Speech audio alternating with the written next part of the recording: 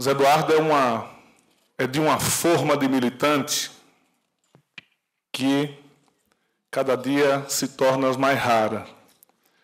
Um homem que essa forma quem fez muitos de nós, mas ela cada dia fica mais difícil de ser encontrada. Zé Eduardo era um homem com muita disciplina partidária, compromissado com as teses e com a história do nosso partido, um homem que dedicou a vida à construção da luta dos trabalhadores em Sergipe e no Brasil. Eu convivi com o Zé Eduardo em diversos momentos da vida dele. Quando eu era líder estudantil, presidente do DC da universidade, Zé Eduardo Dutra, presidente do Sindicato dos Mineiros da antiga Petromisa, hoje Vale do Rio Doce. Depois ele presidente estadual do PT e eu presidente do PT de Aracaju. Em seguida, ele senador da República, eu presidente do PT no Estado, ele presidente da Petrobras, presidente da BR Distribuidora, depois eu como deputado federal e ele presidente nacional do PT. Eu estou dizendo isso para dizer que eu convivi com o Zé Eduardo em momentos difíceis da vida dele, em momentos gloriosos, em momentos que ele tinha poder real e bons salários, e um momento que ele não tinha nem poder nem salário, e era exatamente a mesma pessoa. Um homem de hábitos muito simples, que para se divertir bastava, nos momentos de alegria, a sua sandália havaiana e uma variedade grande de camisas, ou a do PT ou a do Botafogo, e tinha hábitos muito simples que o fazia enfrentar a luta política de forma muito altiva. Zé era um homem que não flertava com as elites, mas isso não fazia um quadro político secretário. Ao contrário, era um homem amplo, de grandes debates políticos. Eu quero dizer a vocês que sou testemunha da trajetória de um grande brasileiro, que esse partido tem que, como está fazendo, guardar a memória e os exemplos dos homens públicos que construíram a nossa história. Mercedes Sosa cantava uma música e dizia assim: eu só espero que a vida não me seja indiferente e que a morte não me encontre um dia solitário sem ter feito o que eu queria. A vida não foi indiferente com o Zé Eduardo. E ele fez o que queria. Ele amou o PT e participou das lutas e das conquistas do PT. Ele amou o Estado que nasceu, o Rio de Janeiro, e o seu Botafogo, até viu o Botafogo ser campeão brasileiro e carioca.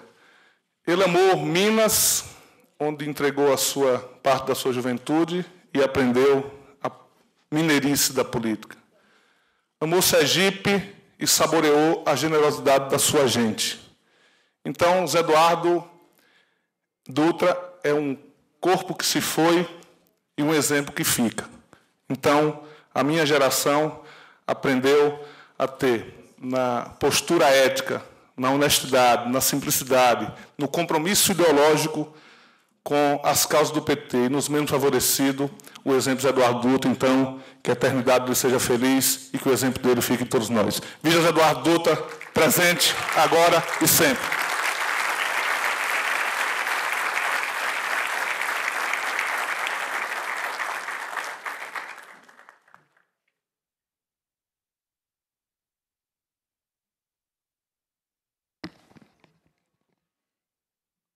Quero saudar o nosso presidente de honra, companheiro Lula, que aniversariou esses dias, com muito carinho,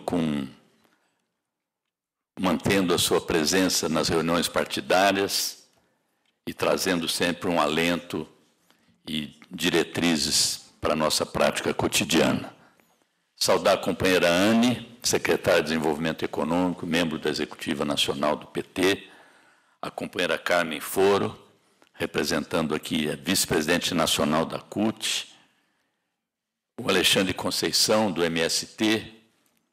O MST fez uma feira agora em São Paulo, que foi o maior sucesso, de alimentos orgânicos. O presidente Lula esteve lá, eu estive lá também. Mostra que é possível produzir alimentos de forma sustentável, com trabalho coletivo.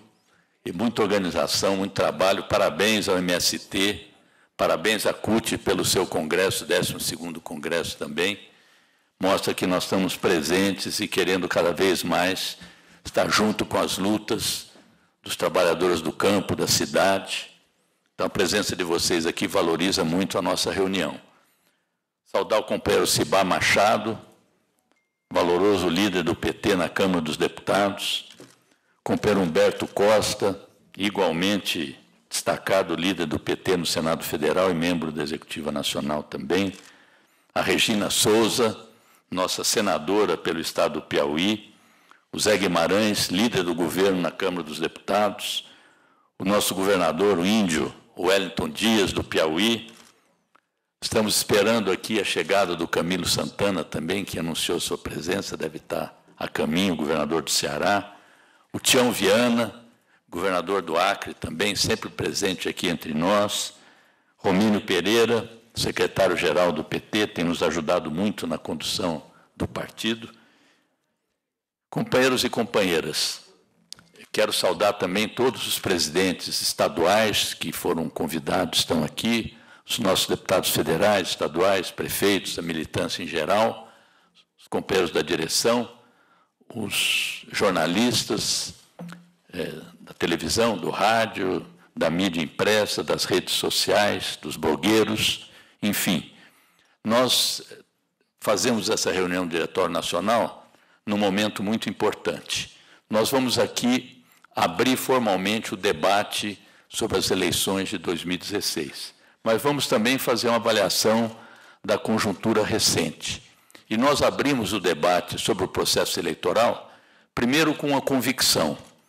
O PT entrará unido na campanha, defendendo o nosso partido e com a expectativa de crescer nas eleições. Portanto, não procedem as avaliações negativas que são compartilhadas por muita gente que se opõe a nós, que o PT vai ser varrido do mapa, que vai sofrer uma derrota avassaladora. Em outros momentos, eles já previram o fim do PT. E a cada ano, a cada disputa, nós saímos mais revigorados e com a convicção de que o nosso projeto de país vai se consolidar e vai avançar. Nós estamos enfatizando a importância da eleição, até porque, um ano praticamente depois da nossa 4ª vitória consecutiva, os nossos adversários insistem em não reconhecer o resultado das urnas e a cada dia enveredam pela aventura golpista. É preciso barrar essa ofensiva que se dirige não só ao nosso governo e à nossa presidenta, ao nosso partido e à nossa liderança maior, que é o presidente Lula. Eu disse ontem que há uma campanha coordenada tentando nos fragilizar. E há algumas coincidências que é preciso destacar aqui.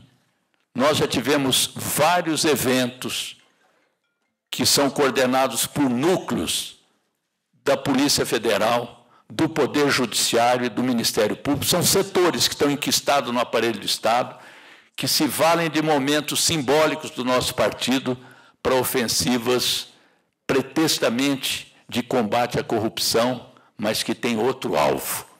Quero recordar aqui que o companheiro Vacares foi conduzido coercitivamente a prestar depoimento às vésperas dos 35 anos do nosso partido. A prisão do Zé Disseu se realizou praticamente no momento em que havia o primeiro encontro do presidente Lula com a presidenta Dilma após a vitória de 2014. E agora, esse ataque odioso à família do presidente Lula e, simultaneamente, também ao companheiro Gilberto Carvalho. Com tanto tubarão na Operação Zelotes, procuram, como eu disse ontem, um peixinho, alguém que nada tem a ver e que não participa também daquelas operações milionárias de sonegação e corrupção, todos eles listados pela imprensa. Então, companheiros e companheiras, nós temos que reagir a essa ofensiva. A campanha de ódio, de intolerância não pode prosperar. E, como diz o presidente Lula, nós temos que ter orgulho de ser petistas e reagir a todos esses ataques que se desferem contra nós, seja a oposição conservadora, seja a mídia monopolizada ou aqueles que se enquistaram no aparelho de Estado para tentar nos destruir. Esse é o sentido dessa reunião também, fazer um debate aprofundado sobre o processo eleitoral. Nós ontem aprovamos um documento na executiva, que vai ser apresentado aqui, e também analisar esses fatos recentes, mostrando que é importante desbastar as tentativas golpistas no parlamento. Isso não se fará apenas com as alianças lá no parlamento, que são necessárias, mas não resolvem por si só todos os problemas. É preciso construir governabilidade na sociedade. Daí o nosso empenho e a nossa orientação para todos os estados, para toda a militância, para nós fortalecermos, ampliarmos a Frente Brasil Popular, que não tem um conteúdo eleitoral, que não é, como dizem alguns, um biombo para o PT esconder a sua sigla, até porque nas eleições a gente tem que se apresentar com o nosso nome, com muito orgulho, com a nossa estrela, com as nossas bandeiras vermelhas e com o nosso programa. Então, essa ampliação na sociedade, essa presença mais forte junto aos movimentos sociais, apoiando suas lutas, lutando também para que a gente possa fazer mudanças em algumas políticas que estão sendo implementadas no país, para proteger o emprego, para garantir a valorização do salário mínimo, como vem sendo feito durante o governo Lula, durante os 2 governos da presidenta Dilma, para não permitir retrocesso no plano político, mas para não aceitar também quebra de direitos, porque essa é uma ofensiva que não se dá apenas no Brasil. As grandes potências internacionais, as grandes corporações, diante da crise mundial, fazem tudo para garantir sua taxa de lucro. E isso se dá tentando deprimir o salário dos trabalhadores, cortando direitos, e toda vez que há um avanço dos setores populares, as elites se mobilizam para nos destabilizar. É assim na Bolívia, é assim na Venezuela, tem sido assim no Chile, e aqui no Brasil mostra a nossa história, essa insistência das elites de não permitir o avanço das classes populares. E os nossos 4 governos, as nossas 4 vitórias eleitorais, contra toda a mobilização da elite, contra a mídia monopolizada, que é o principal partido de oposição no país, não tem conseguido fazer com o nosso projeto. E é o momento, companheiros e companheiras, de deixar de pessimismo, de passar esperança para a população, de entrar na disputa eleitoral com a convicção de que o nosso projeto é o melhor para o país, que as elites conservadoras querem retroceder, porque elas não admitem que um trabalhador como o presidente Lula tenha chegado à presidência da República. Não admitem que uma companheira como a presidenta Dilma, que sofreu a tortura e sofreu a cadeia porque queria um país melhor, esteja dirigindo a nação, dirigindo para todos, mas tem lado, mais preocupada com aqueles que mais precisam da ação do Estado, das nossas políticas públicas de inclusão, que eles querem revogar através de propostas neoliberais. Há temas que nós temos que tratar aqui, companheiros e companheiras, para que façamos um debate com muita convicção. Quero me referir aqui a um tema que a imprensa tem nos fustigado muito, que é qual é o nosso posicionamento. Aliás, nem cobram tanto o nosso posicionamento, querem nos imputar determinados acordos com o presidente da Câmara dos Deputados, quando, na verdade, quem tem acordo com ele, quem votou nele é a oposição. Não vamos deixar nos levar por esse tipo de pressão. Há 2 denúncias no Supremo Tribunal Federal.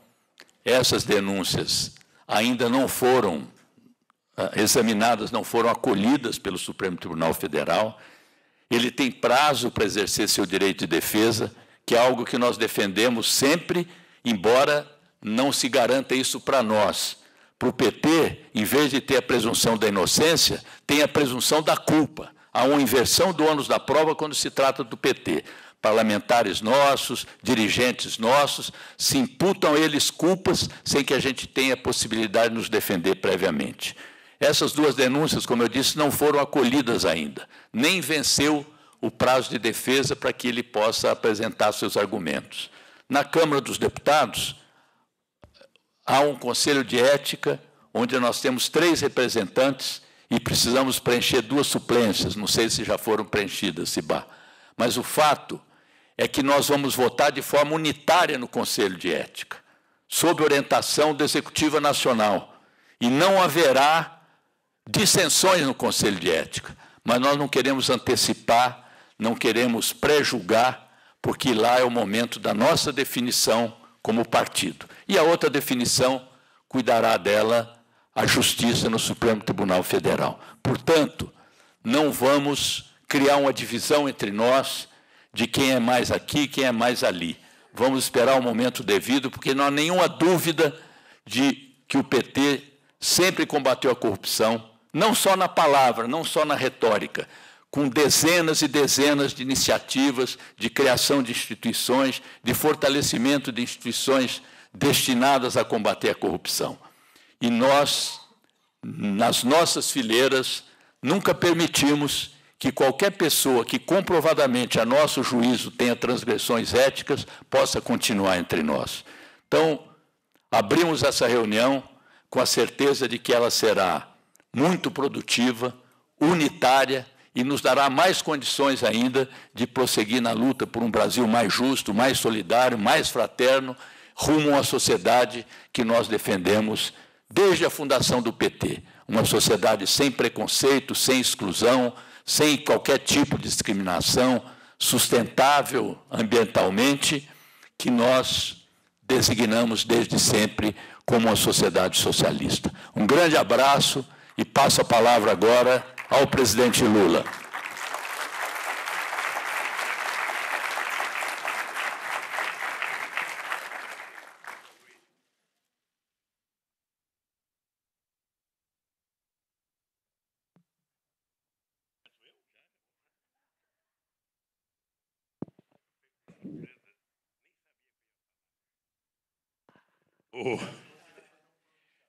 Eu não sei quem foi que inventou que eu ia fazer um pronunciamento. Antes, para relaxar um pouquinho, eu fui ao Piauí esses dias e o calor estava tão forte que um companheiro disse o seguinte: aqui no Piauí, o calor é tanto que o urubu voa só com uma asa, a outra ele abana. Então, eu queria dizer para vocês que eu falei para o Rui Falcão que era importante abrir para a imprensa, para ver se a imprensa consegue retratar com erros e acertos exatamente aquilo que eu falo e não ficar me interpretando. Eu, sinceramente, o que me deixa às vezes um pouco chateado é que nunca me pergunta alguma coisa e de repente eu vejo manchete: Lula disse aquilo, Lula falou aquilo, Lula pede aquilo, Lula reúne a bancada para aquilo, Dilma vai no aniversário de Lula e não conversa com Lula, sabe? Então, olha, se a Dilma não queria conversar comigo, por que ela foi no meu aniversário? Não tinha 2 aniversariantes, era só eu. Mas então, eu não sei se é por falta de assunto ou por má fé. Então eu falei: Rio, vamos abrir a reunião, deixa os companheiros escrever. E eu fico chateado quando eu vejo jornalista com um bloco não escrevendo, porque ele vai deixar para interpretar depois. Eu não sei se a gente pode gravar, dar uma fitinha para cada um quando terminar isso aqui, para a gente poder saber se falaram pelo menos aquilo que eu falei. Eu queria, primeiro, cumprimentar os companheiros que estão do diretório, os nossos presidentes dos diretórios regionais, os nossos deputados, as nossas deputadas, nossos senadores, nossa senadora. Você me deve uma picanha de carne de sol, Fátima. Quando você não me pagar essa picanha, eu vou te cobrar toda vez que eu te ver. Uma picanha de carne de sol. O pessoal do Sul não sabe o que é isso. Você poderia um dia fazer um churrasco e convidar a bancada do Sul para ir comer um churrasco de carne de sol. Eu quero cumprimentar o companheiro Rui Falcão, em nome da direção do partido, os dirigentes sindicais aqui presentes, dos movimentos sociais, e dizer para vocês que o que eu vou falar aqui é muito mais um pouco daquilo que eu estou vendo, uma parte daquilo que eu vivi quando estava na presidência, uma parte do que eu vivi na crise de 2005, e eu vou tentar compartilhar com vocês o que eu estou vendo nesse momento. A primeira coisa que eu acho que nós temos que fazer no nosso partido é uma aferição correta sobre a conjuntura política. Certamente, nós não vivemos o nosso melhor momento. Nós vivemos um momento de um acirrado bombardeio contra o PT e contra os petistas. Acho que poucas vezes na história, acho que nunca houve na história desse país, o bombardeio que o nosso partido recebe 24 horas por dia. E nas coisas mais simples que acontecem, sabe, quando pega alguém de um outro partido político, você cita o cidadão, não cita nem que partido que ele é. No caso do PT, primeiro coloca do PT para depois dizer que ele é o cidadão. Ou seja, é preciso que a gente não fique nervoso com isso. Porque a tendência natural é a gente ficar muito nervoso quando a gente vê essas coisas acontecer. Tanto xingamento ao PT, tanta crítica ao PT, tanta coisa ao Lula, tanta coisa a Dilma, tanta coisa às figuras mais públicas do PT. Isso tem uma explicação.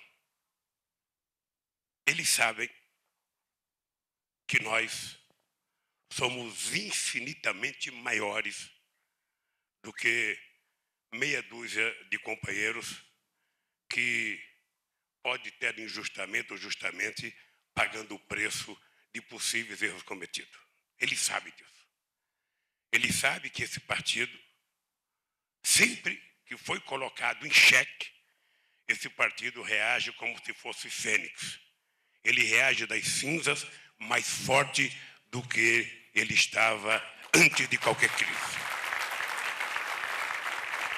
E eu sou daqueles que estou convencido que esperem as eleições do dia de outubro de 2016 para eles perceberem o que vai acontecer nesse país. Porque na lógica deles, o PT sairá do mapa eleitoral como nós tiramos o Brasil do mapa da fome. Eles sabem disso. E essa crítica acirrada ao nosso partido tem um objetivo. O objetivo é tentar apagar da memória deste povo um legado de 12 anos, que é o mais profícuo legado deixado por um governo na história do nosso país. Eu há muito tempo venho dizendo que o PT nunca é atacado pelas coisas más que ele faz. O PT muitas vezes é atacado pelas coisas boas que ele conseguiu promover neste país.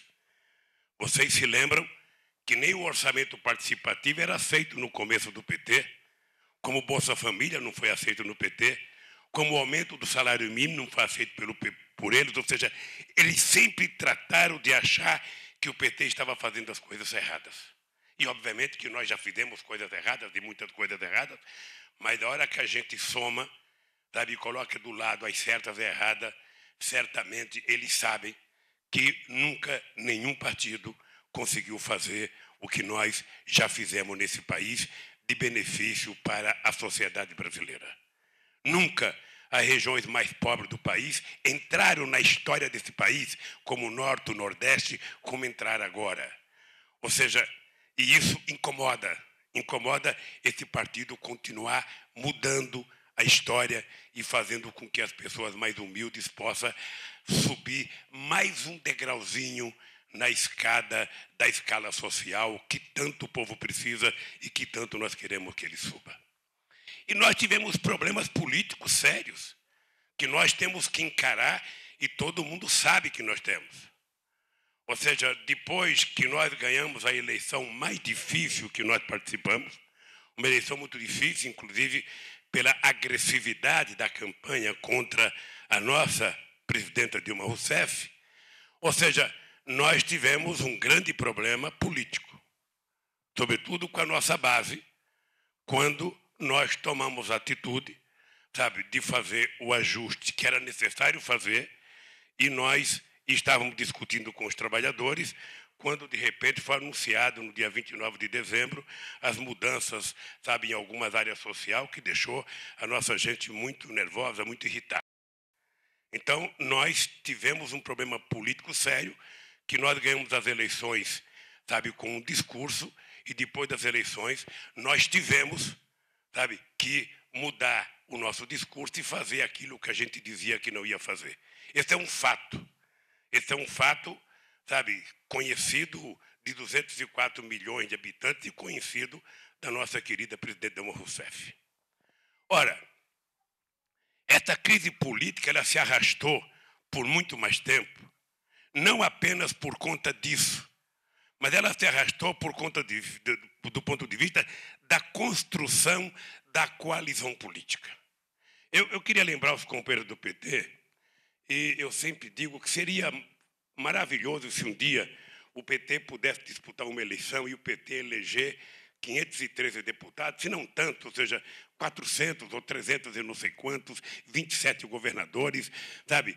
E o PT tivesse maioria absoluta. Vocês pensam que ia ter calma no Brasil? O PT ia brigar internamente como se fosse gente grande. E nós íamos ter quase que os mesmos problemas que nós temos, porque as divergências que nós temos internamente, elas não são menores do que outras divergências que nós provocamos aí fora. Então, o ideal seria que a gente fizesse uma eleição e ganhasse uma maioria. Ou, se não, o segundo ponto ideal seria que a gente tivesse ganho as eleições só com os partidos de esquerda. Só com os companheiros que pensam igual a gente. Mas não é possível também. Então, nós temos que ganhar as eleições com quem participa da coalizão conosco. E nós construímos uma coalizão que é muito ampla. É uma coalizão que tem vários partidos políticos que, no espectro ideológico escrito por qualquer cientista político, seriam considerados partidos conservadores ou de direita. Mas se comportaram porque assumiram compromissos programados conosco de nos apoiar. E é com essa gente que nós temos que governar. E são esses companheiros que têm que participar do governo para a gente construir, não apenas a nossa governança, mas para a gente construir a nossa maioria dentro do Congresso Nacional. Qual é o problema que nós enfrentamos? O problema que nós enfrentamos é que, apesar de ter sido feito tudo isso, nós estamos percebendo que os partidos estão mais enfraquecidos. As direções dos partidos já não têm mais o poder que tinha há um tempo atrás. Os líderes do partido, e o Humberto conhece isso aqui, o Cibá conhece, os líderes do partido dentro da Câmara já não conseguem mais liderar sua bancada. Já não conseguem mais liderar sua bancada. Hoje, os partidos funcionam por grupos de interesses, funcionam por regiões. Muitas vezes, você acaba de fazer um acordo com o partido do Romênio aqui, que tem 15 deputados, faz um acordo com o Romênio, bate carimba, vai no cartório, passou a reunião, vem 3 caras e fala, ó, aquele acordo do Romênio não nos atende. Nós somos da bancada do partido do Guimarães, então nós precisamos de outra coisa, nós precisamos de mais um ajuste. E é assim que funciona a política. Quem está lá dentro negociando sabe perfeitamente bem, sabe, que está muito mais difícil você fazer um acordo com a direção dos partidos ou fazer um acordo com a direção com os líderes. Muito. O Guimarães tem um colégio de vice-líderes dentro dos partidos. Muitas vezes o vice-líder, cheio de boa vontade, ele apita menos do que eu em casa, quando na hora do almoço. Ou seja, não tem força, porque o que toca o companheiro que participa de um partido político é um atendimento de uma reivindicação sua. E, às vezes, uma reivindicação que não é nem nada importante, mas, lamentavelmente, é assim a vida política no país. Seria extraordinário se a gente fizesse um acordo programático e morresse ali, não tivesse que ceder cargo, não tivesse que ceder nada. Aqui tem prefeito que sabe do que eu estou falando, porque já está com 2 ou 3 mandatos e sabe como é que é a situação da governança num regime de coalizão. Pois bem, nós tivemos um agravante ainda. além dos partidos estarem enfraquecidos, além dos líderes não falarem mais em nome da bancada, eu conversei com um presidente de partido político que dizia: ô Lula, eu não tenho controle da minha bancada. Às vezes, eu tento conversar a bancada, sabe? Aí eu acerto na Câmara, o Senado não aceita. Eu acerto no Senado, a Câmara não aceita. E eu falo para o cara: fecha a questão. Aí eu não posso que as pessoas saiam do meu partido. Então, ficou um pouco mais complicado fazer os acordos dentro do Congresso Nacional. E uma outra coisa que é importante dizer aqui é que tem um componente novo, que é a força do Eduardo Cunha junto a um conjunto muito grande de deputados. E o Eduardo Cunha diz para muita gente que ele não lidera aquela quantidade de deputados. Aquela quantidade de deputados está insatisfeita com a gente, e, por isso, a única coisa que ele faz é, sabe, aceitar, sabe, que eles coloquem aquilo que eles querem em votação.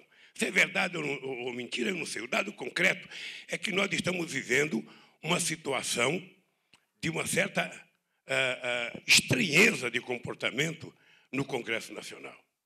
Então, os partidos estão enfraquecidos, além do que tem muitos partidos. As bancadas, hoje, não obedecem mais à direção do partido, não obedecem mais aos líderes, cada um tem seu grupo, cada um tem seu jogo de interesse. E, obviamente, que o PT virou uma espécie de sapinho feio, ou seja, a coisa rejeitada. Ou seja, na medida que o partido começa a ser atacado, começa a ser acusado, muita gente começa a se afastar do PT. Nós chegamos ao cúmulo do PT não participar de CPI, coisa que o PT, como segundo partido, teria que estar em toda a CPI. Olha, como é que a gente resolve isso do ponto de vista político? Nenhum de nós gostaríamos que fosse assim. Nós gostaríamos que o PT tivesse uma situação diferente, que os outros partidos tivessem um comportamento diferente e que a gente pudesse, sabe, de forma muito civilizada, construir a nossa maioria e governar, e a Dilma nunca ter um problema quando mandasse um projeto para a Câmara. Projeto, sabe, acordado junto com as lideranças, chegava na Câmara, comissão de justiça, comissão daquilo, faria como todo mundo diz. Quer governo não discute, quer no governo vota. Sabe? Mas não é assim. Nem sempre as coisas acontecem assim.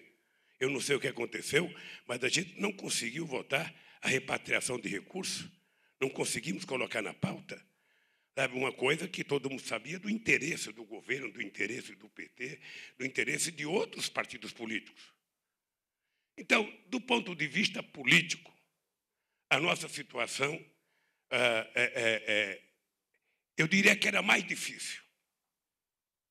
Eu diria que, de um tempo para cá, a presidenta Dilma começou a agir pessoalmente e começou a discutir diretamente com os partidos, e a gente sente que, nos últimos 2 meses, houve uma melhora na relação política. E a tendência é que a gente possa consolidar essa relação política dentro do Congresso Nacional. E por que nós precisamos restabelecer? É que é preciso governar o país. E é humanamente impossível você imaginar que alguém pode governar um país na situação política que nós estamos vivendo hoje. Nós estamos fazendo exatamente aquilo que a oposição quer que a gente faça, não governar. É por isso que é preciso tentar atrapalhar o máximo possível a presidenta Dilma. O conselho que eu dou para a presidente é o seguinte: Dilma, não veja manchete de jornal. Porque quando a gente vê manchete de jornal, a tendência é a gente trabalhar por conta da manchete. E a gente não pode permitir que sejam eles que façam a nossa pauta. A nossa pauta somos nós que fazemos em função dos nossos compromissos assumidos nas eleições no dia 26 de outubro. Nós temos uma pauta. E por conta dessa pauta é que nós temos que fazer os nossos acordos políticos para que a gente possa governar. Se a gente for analisar, Rui, o que aconteceu com a companheira Dilma, a gente vai ver uma coisa, eu não sei se o pessoal costuma trabalhar com números, mas veja só, A primeira coisa que eles fizeram, que é um fato sui generis no Brasil para a presidenta, foi, depois do dia 26 de outubro, pedir recontagem de voto da presidenta Dilma. Né? Depois que eles pediram recontagem de voto, uma coisa que a gente não tinha esse hábito no Brasil, eles apresentaram, durante esse ano, 19 pedidos de impeachment, sem nenhuma base legal. Apresentaram 4 ações no TSE para anular as eleições. E tem, obviamente, que os nossos adversários apostando na teoria do quanto pior, melhor, porque isso faz com que a gente não coloque em prática aquilo que a gente sabe fazer tão bem, que é governar o país. Ora, do ponto de vista político ainda, nós temos um problema que eu sei que tem companheiros que têm discordância, e é importante que a gente discorde para a gente poder chegar a concluir os consensos ou a maioria necessária para a gente fazer a política. Eu, às vezes, eu não ia tocar nesse assunto, mas você tocou e vou tocar. Eu acho que, às vezes, nós, enquanto partido, ficamos com dúvida de qual é o nosso papel. Qual é a prioridade zero do nosso partido no Congresso Nacional hoje?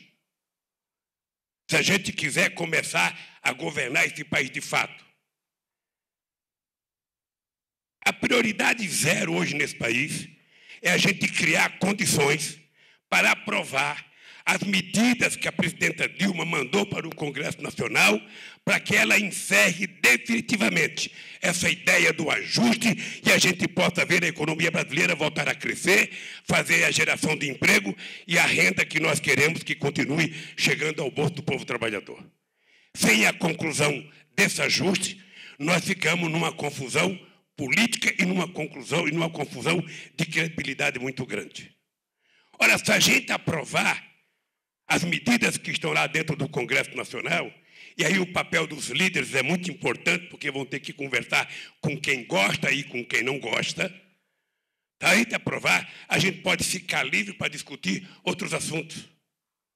Depois a gente tem uma segunda coisa para a gente discutir, que eu acho que é muito prioritário, que é o impeachment. Nós não temos o direito de permitir que se discuta o impeachment da forma que se quer discutir, sem nenhuma base legal e sem nenhuma razão. Porque se a moda pega, qualquer um que perca a eleição entra com pedido de impeachment. Nós já temos uma coisa mais assim, que é a judicialização da política. Toda oposição que perde entra na justiça para anular a vitória do que ganhou. E nós temos coisas fantásticas no Brasil. Nós temos governadores que foi cassado faltando 6 meses para as eleições, depois foi cassado como governador, depois foi candidato a senador, se elegeu e ganhou 8 anos de mandato. Na verdade, a punição foi um prêmio. Então, nós precisamos ter em conta isso. E aí a questão do Eduardo Cunha. Eu acho que se a gente inverter a lógica, eu acho que era importante vocês conversarem com a base política da presidenta Dilma no governo. Porque nós não podemos ficar mais 6 meses discutindo ajuste. Nós não podemos passar mais 6 meses esperando discutir CPMF. Nós temos é que começar a votar amanhã, se fosse o caso. Porque tudo que interessa à oposição é que a gente arrume 500 pretextos para a gente discutir qualquer assunto e depois a gente não discutir o que interessa, na verdade, que é aprovar as coisas que a Dilma mandou para o Congresso Nacional. A não ser que tenha alguém aqui que acha que isso não é importante. Primeiro vamos tentar derrubar o Eduardo Cunha, depois derrubar o impeachment e depois, se der certo, a gente vota nas coisas que a Dilma quer. Eu acho que é importante a gente medir, porque o tempo do governo é um tempo que urge. Vocês sabem que a nossa situação é uma situação que nós precisamos urgentemente começar a recuperar, sabe, eu diria, o potencial que a nossa presidenta já teve. Ou será que vocês não acompanham pesquisa de opinião pública? Nós acompanhamos pesquisa de opinião pública e nós sabemos que estamos vivendo um momento difícil em quase todos os estados da federação. E como é que você recupera? Eu não tenho medo de uma pesquisa que diz que você é rejeitado hoje. Eu tenho medo da gente não trabalhar para recuperar. Não fazer as coisas para a gente recuperar. E, nesse instante, o que a sociedade brasileira precisa é que a gente dê um sinal de que estamos governando esse país. Eu lembro de o Lázaro, um sertanejo também do Piauí, sabe, um compositor que nos abandonou, acho que por erro nosso, sei lá, que em 2005 ele inventou aquela famosa frase para mim: deixa o homem trabalhar. E nós precisamos estar convencidos que nós precisamos garantir que a companheira Dilma tenha tranquilidade para trabalhar e governar esse país. Porque nesse estado de nervo é humanamente impossível. Bem, se a situação política é assim, sempre muito tensa, sempre muito nervosa, sempre muito cheia de boatos, eu acho que o Ricardo Berzoini está fazendo um trabalho, sabe, nesses últimos dias, eu acho que ninguém mais se queixa de que não tem conversa. Há muita conversa, há muita discussão, inclusive a própria bancada do PT, muitas vezes eu chegava aqui em Brasília, a primeira coisa que ele me dizia é que não tinha conversa. Agora, eles estão tendo conversa todo santo dia, Guimarães não se queixa mais, está feliz da vida com as conversas, o Hélio agora vem a Brasília recebido, está tendo conversa, ou seja, ninguém tem mais direito de reclamar, porque as conversas estão acontecendo. Às vezes a conversa é legal porque o atendimento é 100%. Ou seja, o tratamento, o atendimento, às vezes, não chega a ser 100%, mas, de qualquer forma, o que vale é o chamego, é o carinho e a atenção quando a gente não tem dinheiro para fazer as coisas que precisamos fazer nesse país. Eu acho que houve uma mudança extraordinária, sabe, nessa relação com o Congresso, e eu acho que agora as coisas começaram a ficar mais fáceis, pelo menos é o humor da bancada do PT. A outra coisa que eu acho que incomoda os companheiros é a questão econômica. Eu convivo com vocês há muito tempo e, da mesma forma que eu vejo alguns companheiros falar fora Levi, eu já vi falar fora Palocci, eu já vi falar fora Meirelles, ou seja, eu já vi, sabe, ontem, depois do Fred marcar o gol, ele perdeu um gol feito, gritaram fora Fred. Eu não gosto por que eu estou dizendo isso? Porque aqui tem uns que conhecem a Dilma de jornal, tem outros, como os gaúchos, que conhecem a Dilma de convivência com ela, sabe, na prefeitura, no governo do Estado. Tem outros que conhecem a Dilma, como eu, sabe, a partir da construção do programa de governo em 2002 e depois da convivência dentro do governo. E eu queria dizer para vocês que não tem nenhum de vocês, nenhuma mulher, nenhum homem aqui, quer arrumar a economia mais rápida do que a Dilma Rousseff. Porque ela necessita, porque ela sabe que é importante, porque ela sabe que faz parte da vida dela, e porque ela sabe que é a única condição da gente começar a recuperar o prestígio que o governo já teve, que o PT já teve, é a gente recuperar a economia. Certamente que a cabeça da Dilma, toda noite ao deitar, fervilha como fervilha a cabeça do Rui Falcão, a cabeça do Raul Ponte, a cabeça, sabe, do Wellington, ou seja, sabe, pensando no aumento do salário mínimo, pensando em diminuir a inflação, pensando em aumentar a massa salarial, pensando em fazer o PIB voltar a crescer, pensando em voltar a aumentar, sabe, as nossas exportações, a aumentar o consumo interno, a ter mais emprego, a ter mais crédito. Obviamente que a cabeça dela pensa assim. Pensa exatamente como a minha. Pensa exatamente como a de qualquer companheiro. Acontece que nem sempre, quando a gente está no governo, a gente consegue executar as coisas como a gente gostaria. Eu não sei se nós defendemos corretamente no momento em que a gente deveria defender corretamente, é que nós chegamos a uma situação em parte porque a tal da crise econômica internacional foi maior do que a gente calculava. Mas, em parte, a verdade é porque nós garantimos, em 2014, com muito subsídio para alguns programas importantes e com desoneração, imaginando que é contribuir para a economia crescer, nós contribuímos para chegar no final do ano arrecadando menos do que a gente gastava. E quando a gente arrecada menos do que a gente gasta, isso vale na minha casa, na casa de vocês, e vale para Dilma, nós temos que dar um jeito. O Pimenta não vai mais no teatro toda semana, ele tem que cortar um pouco. Lá em Santa Maria deve ter uns 2 teatros, ou seja, ele não vai, sabe, ele não vai no restaurante pagar almoço para os companheiros do PT quando ele desce no aeroporto em Porto Alegre, ele vai ter que cortar. Ora, é importante lembrar que nós chegamos em dezembro de 2014 com apenas 4,8% de desemprego nesse país. Esse é um fato. Eu fui dirigente sindical durante muito tempo. Eu jamais imaginei que a gente pudesse chegar no Brasil a 4,8% de desemprego. Isso era coisa para a Alemanha, isso era coisa para a Finlândia, para a Dinamarca, para a Noruega, para a Holanda. Não para um país como o Brasil. E, obviamente, que isso teve um preço.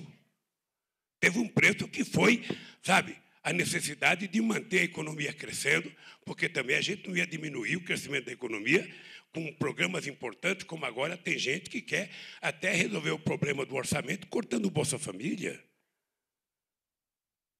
Não é? Quer dizer, as pessoas vão perdendo razão e vão falando qualquer coisa que vem à cabeça. Nós temos que imaginar, sabe, e fazer um exercício, que é o seguinte: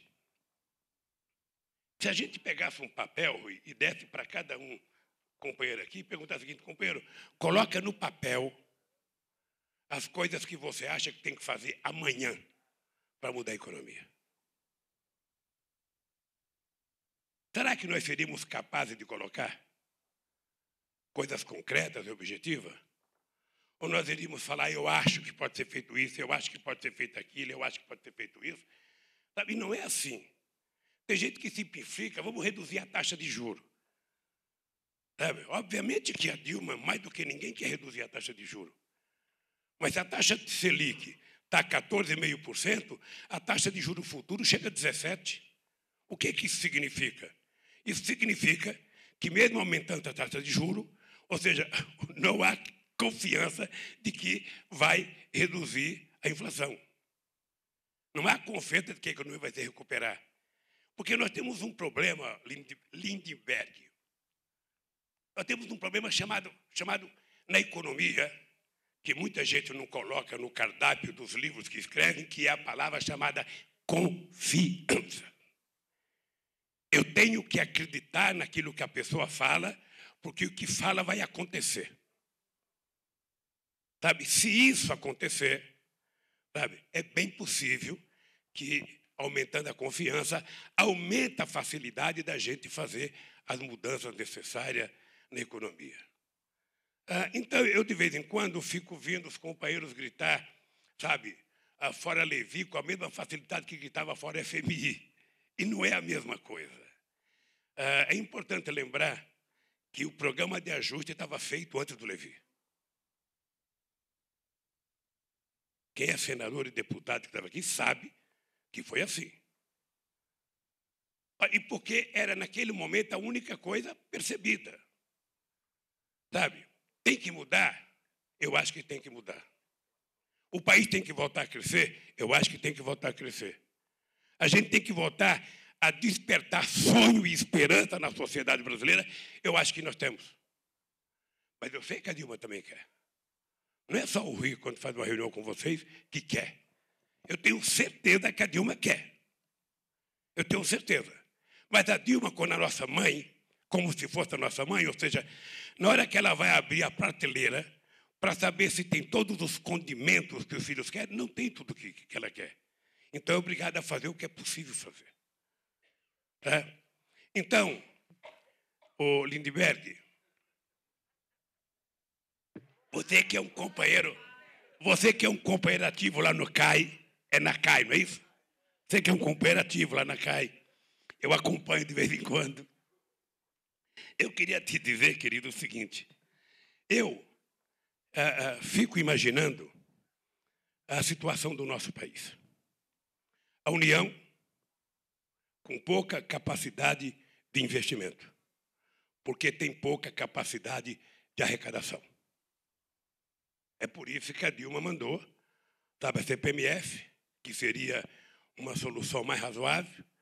É por isso que mandou a medida provisória, que era uma grande esperança de repatriar dinheiro lá fora, sabe, que eu achava uma coisa boa, eu não sei se vai conseguir aprovar, mas o Estado está com baixa capacidade de arrecadação. Os estados, é só ver a situação do Rio Grande do Sul, pode ver a situação de Minas Gerais, a situação da Bahia, a situação de Pernambuco, a situação do Piauí, que ela está aqui.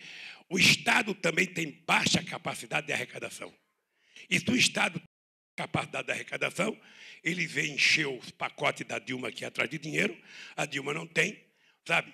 E eles voltam para lá. Para o governador é mais fácil para o prefeito, porque jogar a culpa na Dilma. Ela vai jogar em cima de quem? De Deus? E não pode jogar em cima do Levi. Nós temos que jogar em cima de nós mesmos. Tá? Então, a União não arrecada, o Estado não arrecada, os municípios não arrecadam, os empresários não estão fazendo os investimentos que deveriam fazer porque não confiam, sabe, na certeza política do que vai acontecer nesse país. É tudo muito incerto. É tudo muito incerto. Eu falei para vocês, 19 pedidos de impeachment. Sabe, 19 pedidos de impeachment, denúncia contra o presidente da Câmara, denúncia contra o presidente do Senado, denúncia contra o filho do Lula, denúncia contra o Lula. Eu ainda tenho mais 3 filhos que não foram denunciados e tem 7 netos. Porra, não vai terminar nunca isso. Não vai terminar nunca. Sabe? E ainda tem uma nora que está grávida. Tem mais um feto lá, rapaz, que eu não sei qual é o processo contra ele agora. E me criaram um problema desgraçado. Porque ele não leva a sério quando ele faz essas críticas. Eu tenho 4 noras, disseram que uma recebeu 2 milhões. E aí todo mundo começa a falar, quem é que está rico aqui na família? Daqui a pouco uma começa a abrir processo contra a outra. Para repatriar o dinheiro que uma pegou. Então, eu só queria que vocês não ficassem preocupados com esses problemas, porque eu digo sempre, ninguém, pode ter certeza, ninguém precisa ficar com pena. Porque se tem uma coisa que eu aprendi na vida, é enfrentar a adversidade. Pode ter certeza disso. Não tem.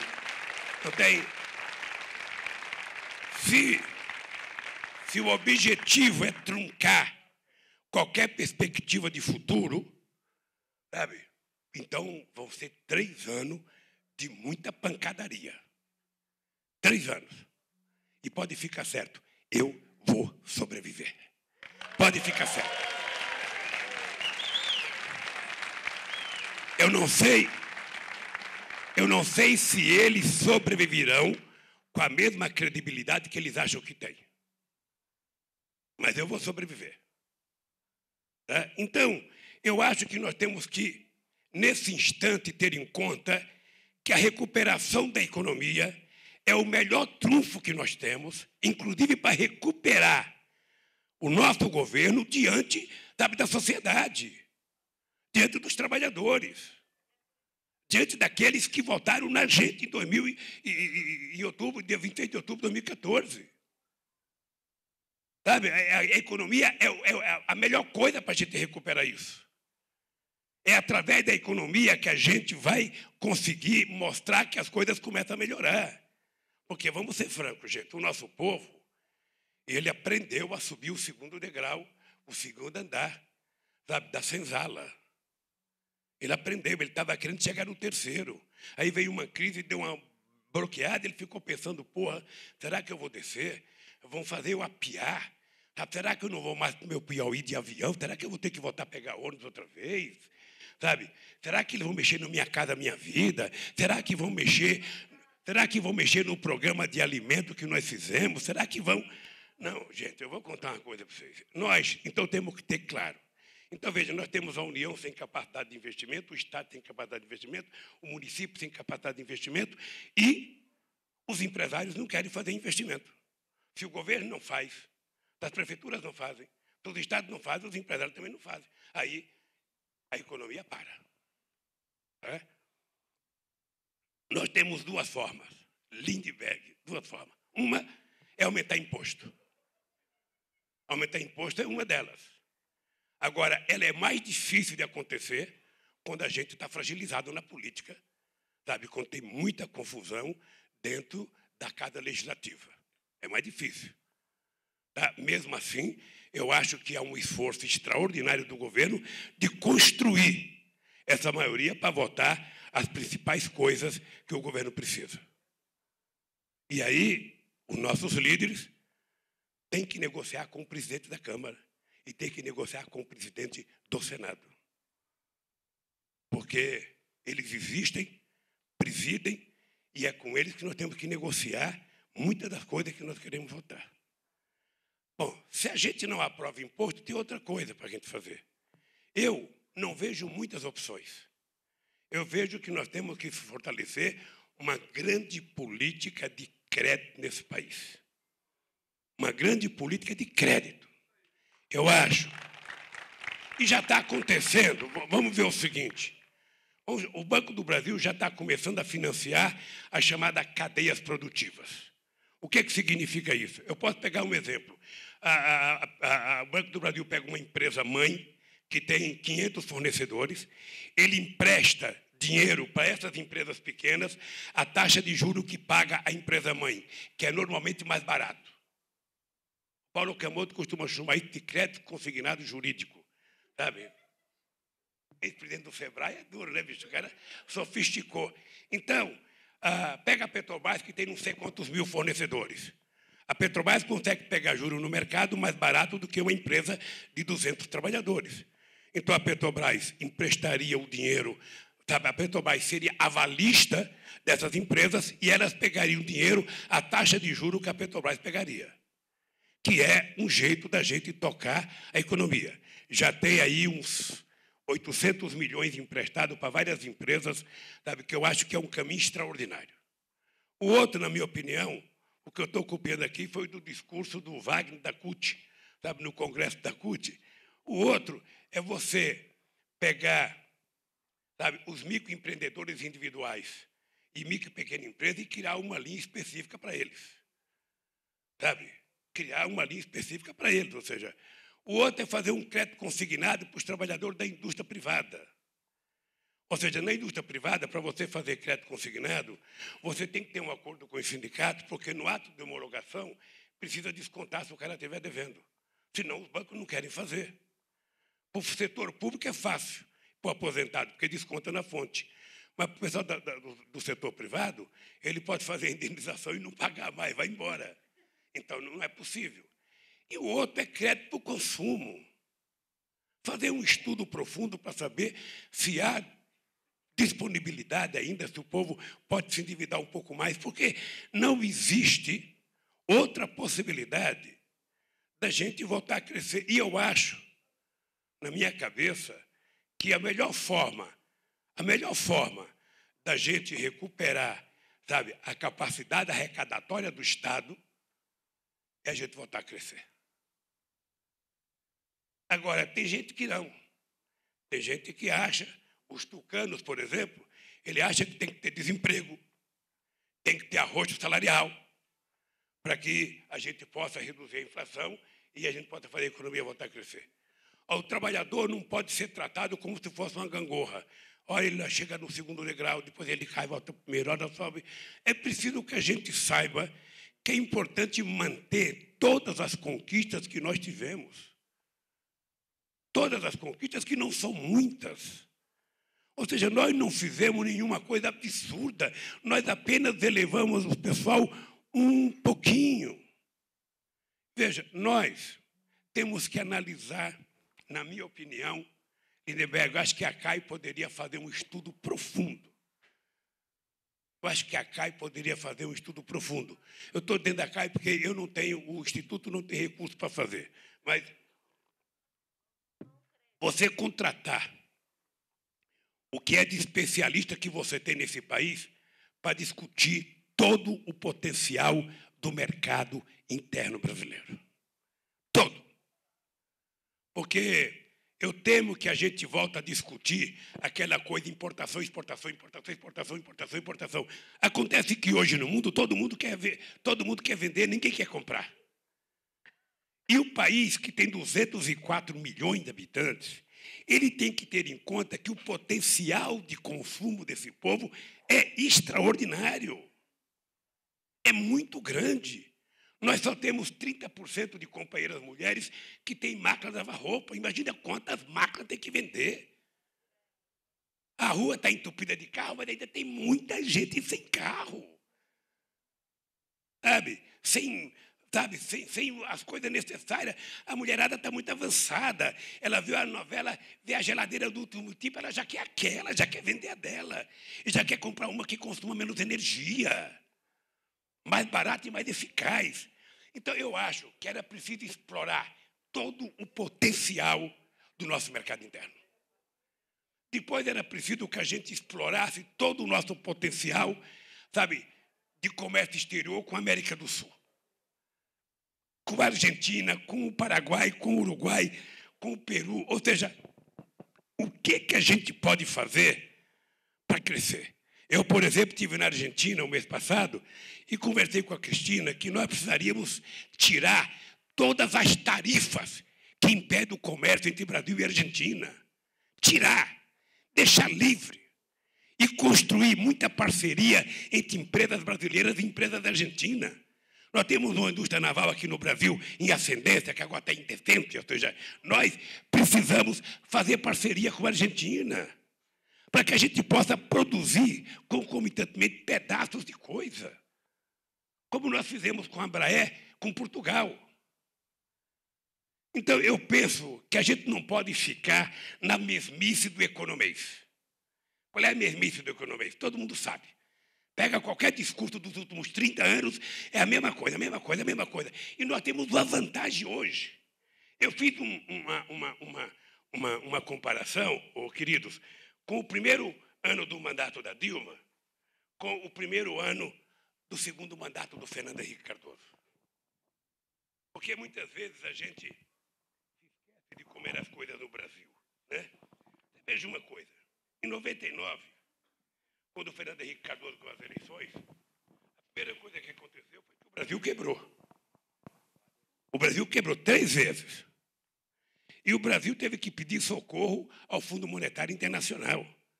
E aceitou todas as políticas que o Fundo Monetário mandou cumprir. Todas. E o governo não conseguia passar um ano se ele não tivesse que pegar dinheiro para fechar as contas. Você veja, em 99, o Brasil tinha apenas 13 bilhões de dólares em reservas. Hoje nós temos 370 bilhões de dólares. A dívida interna em 99 era 48% do PIB. Hoje é 35%. A taxa Selic, que vocês acham alta, 14,5% alta, taxa alta. No governo dele era 45%. 45%. O desemprego deles, no mesmo ano do segundo mandato, era 12%. O nosso é apenas 7,5%. Eu digo apenas porque são poucas vezes na história que o Brasil conseguiu ter uma taxa de desemprego nesse sentido. Então, veja, quando eles ficam criticando a gente, nós temos que mostrar isso para eles. Parem de ser bestas.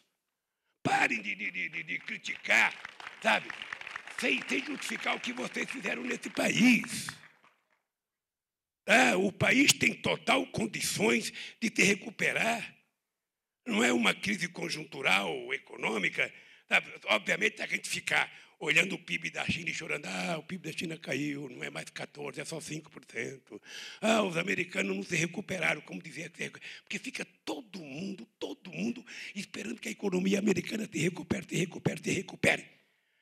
É só pegar quanto é que cresceu a dívida americana para tentar fazer crescer. Saiu de 60 e pouco para 109%, sabe, de endividamento para fazer a economia se recuperar. E ainda não se recuperou. Porque só vai se recuperar se o povo voltar a consumir. Ó, se chinês não compra, americano não compra, brasileiro não compra, alemão não compra, argentino não compra, está todo mundo desgraçado. Nós aprovamos na primeira reunião do G20, Rui, em 2009, de que a salvação dessa crise era a gente aumentar o comércio exterior e aumentar o consumo, que era o único jeito de gerar emprego, e foi feito tudo ao contrário. Apenas o Brasil enfrentou a crise fazendo a economia crescer e gerar emprego. Apenas o Brasil, dentro do G20. Então, companheiros, eu acho que, do ponto de vista econômico, nós, e obviamente que o PT, eu digo sempre, o PT não é obrigado a concordar com tudo que o governo faz. E muitas vezes o governo tem que concordar, mesmo quando o governo não quer. Sabe? O PT tem que ter uma certa autonomia. O que a gente não pode é não perceber a situação, sabe, que nós estamos vivendo e a gente fazer proposta de modelo econômico apenas teórica. Tem que reduzir a taxa de juros. Como? Tem que prolongar o prazo da inflação, ao invés de 12, faz 24 meses. Tem que mudar o núcleo da inflação. Tudo isso é muito maravilhoso a gente fazer quando a economia está crescendo muito. Porque qualquer coisa que você fizer que gere suspeição, a tendência natural é que as pessoas, sabe, não colocam dinheiro no mercado, não colocam para funcionar. Então, eu acho, companheiros e companheiras, que esse diretório tem que lembrar que a companheira Dilma não é candidata dela. Tá? A companheira Dilma é candidata de um partido chamado PT, com uma coligação muito grande e que, portanto, todos nós temos a responsabilidade de fazer com que a gente saia dessa situação muito delicada. Tá? Nós temos a obrigação de fazer. A segunda coisa é a questão do movimento social. O movimento social, veja, é importante o PT, a gente não esquecer, que a base de sustentação do nosso partido nesse momento difícil está na lealdade, no compromisso e no comportamento do movimento social. Vários movimentos, quando a gente estava bem, crescendo a 7%, a 6%, era mais oposição a gente do que a gente agora não crescendo. Porque eles sabem de que se a situação está difícil agora, eles vão ver ficar difícil é o dia que um tucano chegar no poder. Aí eles vão ver como é ficar difícil. Não é que eles vão deixar de ganhar, eles vão perder o que nós ganhamos. E que não foi pouca coisa. E o movimento tem se comportado com a maior dignidade, defendendo o governo na rua, defendendo o governo no local de trabalho, e isso tem sido uma base extraordinária de sustentação, de dar oxigênio e motivação para a nossa presidenta. Eu fico imaginando se o movimento social tivesse carrancudo e falando contra o governo, como é que a gente estaria nisso? Então, eu quero aqui de público dizer para o PT, eu acho, Rui, que apesar da nossa relação, eu fiz uma experiência extraordinária agora na Bahia e no Piauí, para discutir a questão da educação, que é um outro assunto que eu vou colocar na pauta aqui. O que eu vi, tanto no Piauí quanto na educação, e não foi uma escola preparada para eu ir, não. Uma escola, sabe, limpinha, com os alunos bem vestidos, tudo educado, não. Aquilo é o funcionamento de uma das 150 escolas de tempo integral que ele tem. O estado do Piauí, embora seja um estado pobre, sabe, ele tem uma cidade lá, chamada Cocal dos Alves, que tem só 6.000 habitantes, que tem 150 medalhistas das Olimpíadas de Matemática. Então, eu fui lá buscar isso como exemplo, depois eu fui na Bahia, conheci a experiência da eleição direta de líderes dentro da classe, Rui, que é uma coisa, já foram eleitos 36 mil líderes dentro da classe. 36 mil líderes, meninas e meninos que vão liderar a classe, na reunião com os diretores, na reunião com os professores, na reivindicação e na cobrança também do comportamento dos alunos. Eu fiquei sentado ouvindo mais de 1h30, sabe, eles falarem sobre o conceito de liderança. Seria tão bom que todos nós ouvíssemos. Seria tão bom, sabe, que todo mundo ouvisse o que eles pensam de liderança. Sabe? E eu acho que nós poderemos utilizar o Plano Nacional de Educação para fazer a revolução educacional que este país não fez em 5 séculos.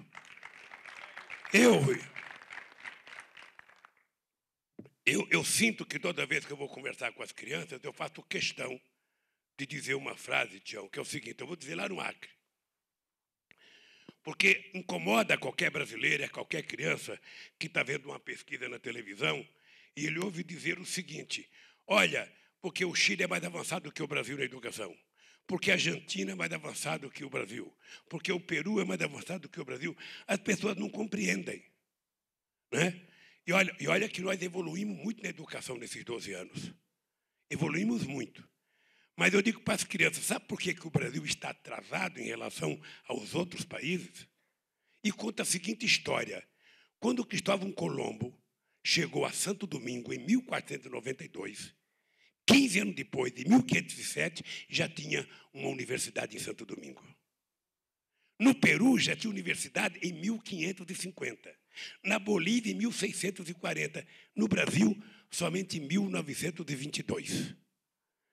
Teve faculdade de medicina, teve faculdade de direito, mas universidade, enquanto universidade, só 420 anos depois.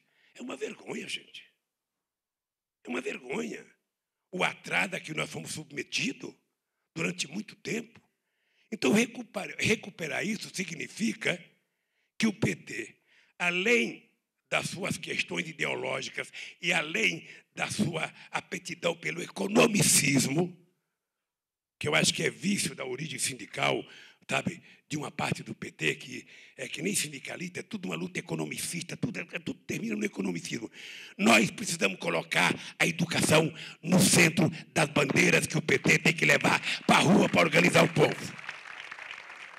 E aí, sabe, tanto o Sem Terra, quanto a CUT, quanto os sindicatos, quanto os padres, quanto os pastores, todo mundo precisa colocar as 20 metas do plano de meta, porque ela tem data e tem prazo de vencimento. É em 2024. E ela trata com muita perfeição da creche à universidade. Então, esse é o momento da gente fazer, sabe, uma motivação boa para fazer oposição ao a gente não é governo e da gente cobrar dos nossos prefeitos e dos nossos governadores. Tá? Quando a gente chegar, sabe, lá no Almeida, em Guarulhos, que ele estiver todo vaidoso e você pergunta, ô companheiro Almeida, como é que está a educação em Guarulhos? Aqui é demais, aqui é bom, aqui você não sabe. Aí você pergunta, onde é que está seu filho? Ele está na sua escola? Ah, não, ele está noutra. Então, meu caro, se é boa, seu filho deveria estar nela. Se seu filho não está, porque ela não é, essa boa. E assim, sabe, nós tentamos fazer, os sindicalistas, colocar dentro da fábrica a propaganda dos 20 metas, as 20 metas da educação. A gente coloca, a nossa prefeitura obrigar os ônibus a colocar dentro do ônibus as 20 metas para a educação. E com prazo. Para que a gente possa criar uma coisa que eu vi no Piauí e eu vi tanto de aluno como de diretor de escola. Se não houver uma integração da comunidade com a escola, alunos, pais, mãe e comunidade, a gente não consegue criar a escola de qualidade que a gente pensa criar. Tem que haver uma espécie de confraria entre a comunidade, os alunos e os professores. Um professor não é aquele que entra na sala de aula só para dizer, olha, Portugal descobriu o Brasil. O Monte Fuji fica no Japão. Um professor, segundo eles, um professor que motiva dele ir para a escola é aquele professor que, além das matérias, está preocupado com o eu. está preocupado com a vida do aluno dentro e fora da escola. Como é que é a família dele, como é que vive a família dele, se o pai e a mãe estão bem, se ele é tratado, sabe? Porque aí o aluno se sente como um companheiro do professor.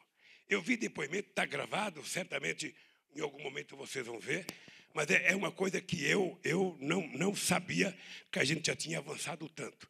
E a educação pode ser um grande instrumento que a gente tem para ir para a rua. Além de defender o nosso governo, além de continuar, sabe, sonhando e desejando, sabe, que a política econômica possa voltar a fazer o país crescer, nós temos que ter outras coisas para ir para a rua. E aí não é só o PT. Aí é o PT, aí é o movimento social, porque eu acho que a educação é a única coisa que é unanimidade nesse país. Quando o Guxiguei era vivo, ele fez uma pesquisa na Secretaria de Assuntos Estratégicos. A educação era a única coisa que tinha 100% de unanimidade. Quando você perguntava qual é a coisa que você mais deseja, escola de qualidade para o meu filho. Aí quando você perguntava, é possível? Mais de 50% não acreditava que era possível. Então, nós agora temos que mostrar que é possível. Eu fui na escola dele e fui na Bahia, deve ter outros em outros estados, no Rio Grande do Sul, em Santa Catarina, em São Paulo, deve ter outros modelos no Rio de Janeiro de que é possível. Então, ao invés da gente trabalhar apenas com as coisas ruins, vamos colocar as coisas boas na nossa pauta para a gente dizer que é possível, sim, a gente continuar construindo um outro país como nós construímos nesses 12 anos. Por isso, queridos companheiros e companheiras, eu queria tocar nesses assuntos. Vocês sabem que a economia é uma coisa que eu não entendo, mas eu gosto.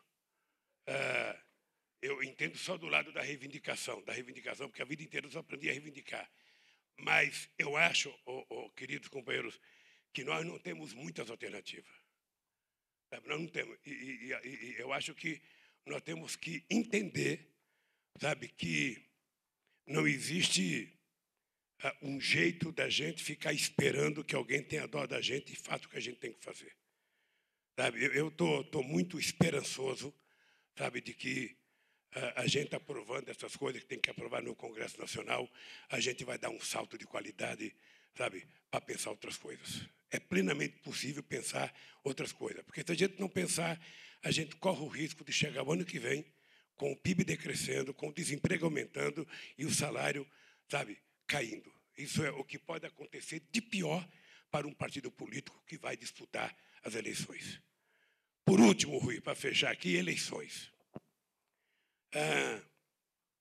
Eu queria dizer para vocês uma coisa que eu aprendi com o Pimentel. Não é nem qualidade minha isso. Mas o Pimentel me chamou a atenção do seguinte: a gente não pode aceitar o discurso de que a eleição no Brasil é a eleição do clima de Belo Horizonte, ou a eleição do clima do Rio de Janeiro, ou a eleição do clima de São Paulo.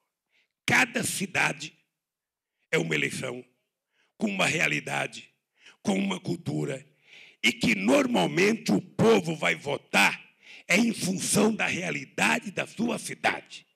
Se o povo de uma capital está nervoso, isso não interfere no voto do cidadão lá da minha Garanhuns, ou da minha Caetés, ou de qualquer outra coisa. Portanto, nós temos que estar preparados para surpreender os nossos adversários nessa campanha. Inclusive, eu vou dizer de uma cidade que eu conheço.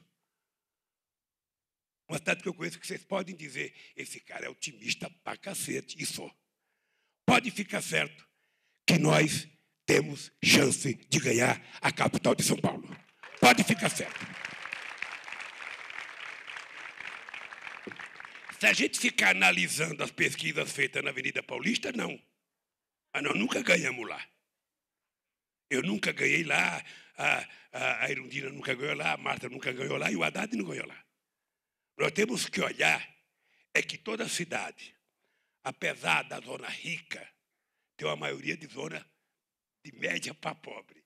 E é exatamente nessa periferia do Rio de Janeiro, nessa periferia de Belo Horizonte, nessa periferia de São Paulo, é que está a nossa força. É que está a nossa força. Sabe, no que eles chamam de grotões, sabe, das pessoas mais pobres, nós ganhamos e eles ganham nos grotões das pessoas mais ricas. Sabe? Então, o que nós temos é que ter certeza de construir um bom programa para cada cidade e a gente ir para a rua. E uma outra coisa que eu acho que a gente tem que ter força. Gente, olha, eu acho que não há porquê um petista ficar de cabeça baixa ouvindo ladrão chamar o PT de corrupto. Eu acho que o PT tem que levantar a cabeça. Porque certamente nós temos defeito e nós cometemos erros. Mas qual é o partido que conquistou o direito de andar de cabeça erguida mais do que esse partido? Qual é o partido que fez mais por esse povo do que o nosso partido? O que eles querem é que a gente deixe de discutir as coisas que nós fizemos para discutir as coisas que eles querem que a gente discuta. Eles não aceitam isso. Então, Almeida, você está no final do mandato. Depois de 8 anos, eu sei que é cansativo. Você, Marinho e outros companheiros, sabe? É o seguinte, não tem outro jeito, meu caro. Não tem outro jeito. Em época de dificuldade econômica, a gente tem que ir para a rua, colocar uma pregada roda, sabe, conversar cada com cada, a pessoa vai reclamar, você vai explicar para a pessoa. Não tem, a única coisa que não vale é se esconder. É a única coisa que não vale é se esconder. Ou seja, é nessas horas que nós temos que ir para a rua. Porque senão, que partido que nós somos? Eu vejo de vez em quando dizer, não, porque tem cara que quer sair do PT, quem quiser sair, que saia. Esse partido, sabe, tem porta aberta para entrar e porta aberta para sair. Sabe? Esse partido, a mesma porta aberta, cheia de carinho, que a gente abriu para as pessoas entrar, ela estará aberta, cheia de carinho para a pessoa que quiser sair. E ainda vamos tratar as pessoas com o mesmo carinho que tratava quando estava conosco.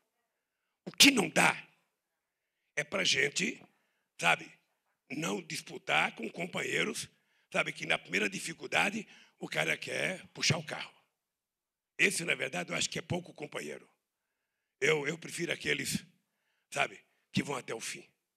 Então, eu acho que o partido tem história, o partido tem tradição, o partido tem legado. Você veja, se o Raul Feio, se o Raul Ponto, um cara carrancudo daquele, foi capaz de governar Porto Alegre e fazer uma administração do cacete, o Olívio Dutra, o Tarso Genro, por que a gente não pode fazer em todos os lugares? Nós servimos de modelo até ontem. Então, nós temos que pegar as coisas que nós fizemos e recontar para esse povo. Porque ninguém, Raul, lembra do tempo que vocês foram prefeito em Porto Alegre, não. As pessoas esquecem. A imprensa tenta fazer com que as pessoas não saibam e nós também não falamos. Então, defender o nosso legado é da nossa responsabilidade. O que o Caetano fez em Camaçari, se ele não brigar para mostrar o que foi feito, os adversários vão mostrar só desgraça. Eu vou contar uma coisa. Ontem eu fiz uma entrevista com 4 crianças da cidade de Damar. E as crianças perguntaram para mim se eu tinha orgulho do que eu fiz no Brasil. Eu falei, tenho. Se tem uma coisa que eu tenho orgulho, criar o PT, que ninguém parava nem para ouvir a gente. Está lembrado, Humberto? Companheiro, nós somos do PT. Eu lembro que eu e o Olívio Dutra fomos num bar em Porto Alegre para filiar uns caras, chegaram, não tinha ninguém, ficamos nós dois tomando uma cervejinha lá, sabe? E nós não desanimamos, porra. Então, a única razão pela qual eles nos tratam assim é porque quando terminar o mandato da Dilma, nós seremos o partido mais longevo a governar a história desse país. Mais longevo. Tá? E eles sabem, não estão fazendo isso apenas conosco aqui, estão fazendo na Argentina, estão fazendo no Equador, estão fazendo no Peru. Eles vão fazer porque estão fazendo na Venezuela. Olha, porque é o seguinte, aliás, um tucano esse dia falou que é preciso varrer o bolivarianismo, sabe, da América do Sul. E ligou até para o Macri, para dar os parabéns para o Macri. Não vou dizer quem foi, vocês sabem.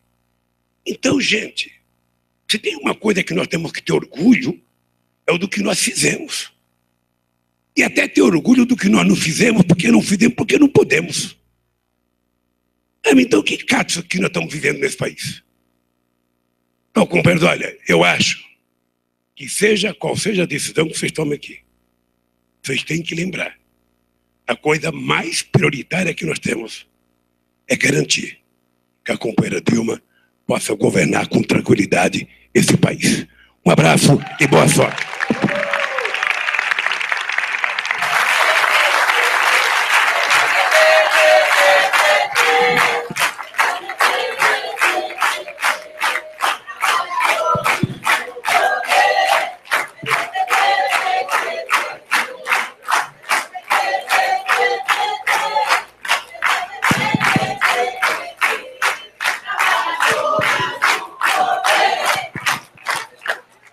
Companheiros, companheiras, o presidente Lula ainda vai continuar um pouco entre nós.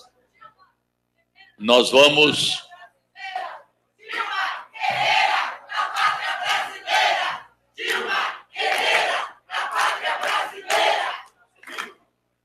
Antes de prosseguir na nossa reunião, quero registrar a presença entre nós do Paulo Okamoto, que é o presidente do Instituto Lula. Já foi presidente do PT, está meio afastado agora, mas está cumprindo tarefa lá no Instituto.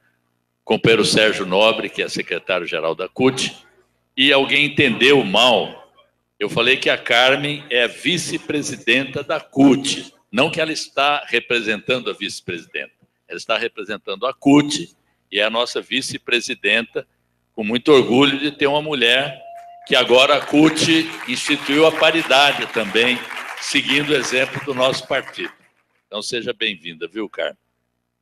Companheiros, companheiras, a nossa